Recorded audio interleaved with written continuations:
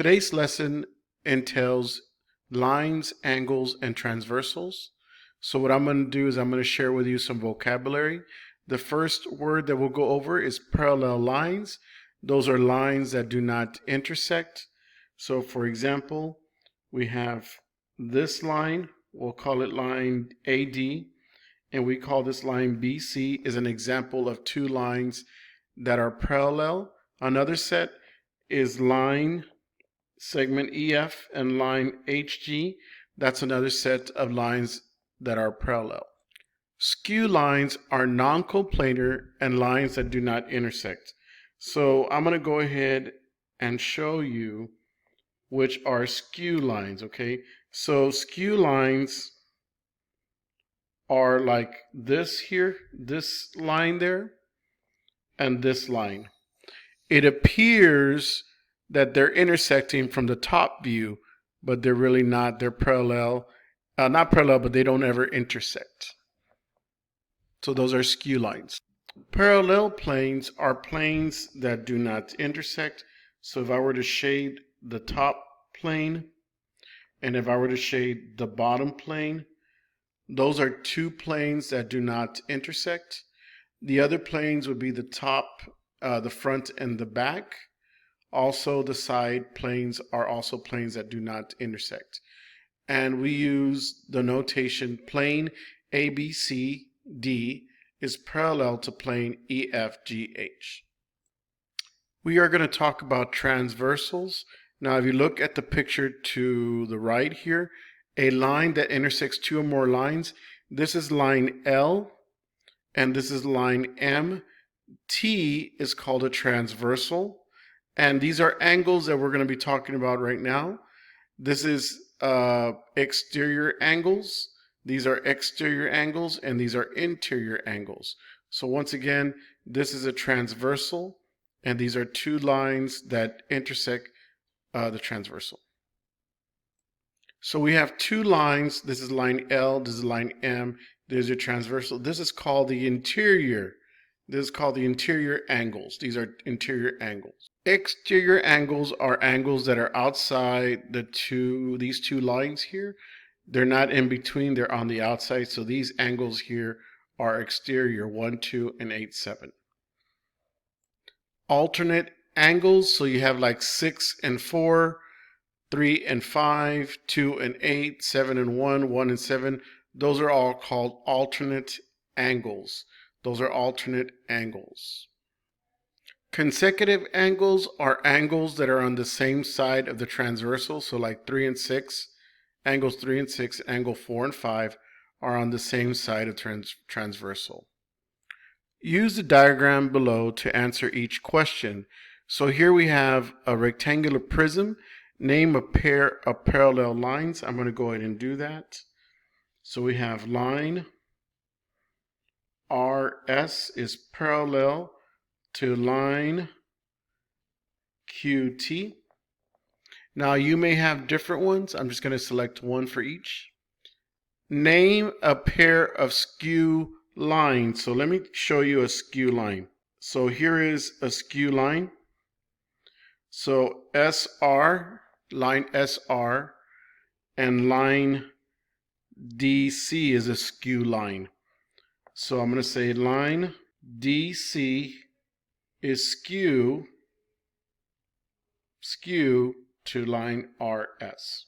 Name a pair of parallel planes. So what I'm going to do is I'm going to shade the top plane, and I'm going to shade the bottom plane. So a pair of parallel planes, it's going to be plane RSTQ is parallel to plane ABCD, right? ABCD. So those are parallel planes. Now you could have had other examples, but those are the ones I'm using. Number 4, name a pair of parallel lines that are not explicitly drawn. Okay, so I'm going to use my imagination, and I'm going to say that there's a line that exists between T and R, and there's a line that exists between D and B, and those are two parallel line. So we have line segment or line TR is parallel to line DB. Okay. Number 5, it says draw lines from number 4 on the diagram. I did that. So there are the two lines that I drew, and those are parallel. And I'm justified, okay? Draw the lines from number 4. Oh, I did that one. Use the diagram below to answer each of the questions. Name a pair of corresponding angles. So I'm going to go ahead and color code here. Corresponding angles. So I'm going to use red here. Number 1 is corresponding with 3. That's a pair. 8 is corresponding with 6. That's a pair. 2 is corresponding with 4. And 7 is corresponding with 5. So those are pair of corresponding angles. So I'm just going to write one pair. Angle 1, angle 3. But you also have angle 8. And angle 6, you also have angle 2 and angle 4, and you also have angle 7 and angle 5. Name a pair of alternate interior angles. That's number 7. So 2 and 6 is a pair of alternate interior angles. 7 and 3 are a pair of alternate interior angles. So angle 2 and angle 6 is a pair of alternate interior angles, and angle 7 and angle 3 is a pair of alternate interior angles. Name a pair of alternate exterior angles. So 1 and 5 are alternate exterior angles, and 8 and 4 are a pair of alternate exterior angles. So it's going to be angle 1, and angle 5, angle 8, and angle 4. Those are a pair of alternate exterior angles. Consecutive interior angles are 2 and 3. Consecutive interior angles are 7 and 6. So let me write that down. So angle 2 and angle 3 are consecutive. Angle 7 and angle 6 are also consecutive interior angles.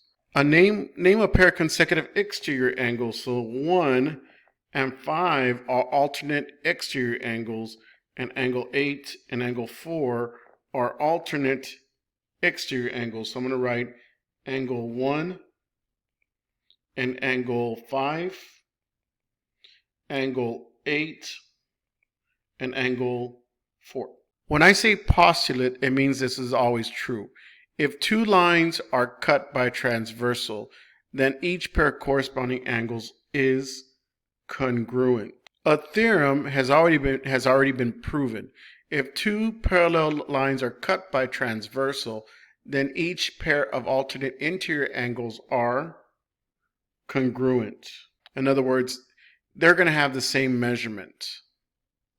Another item that has been proven true, this theorem, alternate interior angles.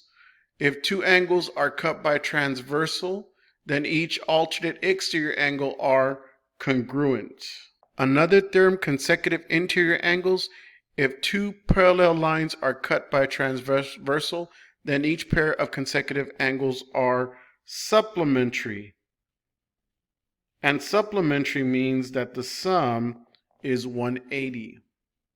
Consecutive exterior angles. If two parallel lines are cut by transversal, then each pair of consecutive exterior angles are supplementary. Use the diagrams to find the value of each variable. So this line is parallel to this line because I know that it has this symbol right there. And these are consecutive interiors. So we have x plus x minus 50 equals, by the theorem, the consecutive interior angles are going to be supplementary. So that's 180. So we have 2x minus 50 equals 180. We're going to add 50 to both sides. So we have 2x equals 230. Then we divide by 2. So 230 divided by 2 is 115, right? Once again, we have these two arrows that indicate that the two lines are parallel. This angle and this angle are considered corresponding, and we know that they will be congruent. So we have 3x minus 10 equals x plus 40. Now to solve this equation, we subtract x from both sides. So we have 2x minus 10 equals 40. And then our next step is to add 10. So we have 2x equals 50. And then our last step is to divide by 2. So x is equal to, we know that this line and this line are parallel. These are consecutive angles, and they are going to be supplementary because the two lines are parallel. So we have 5x plus 4x equals 180. So 5x plus 4x gives you 9x equals 180. The next step is to divide by 9, so x is equal to 20. So your answer is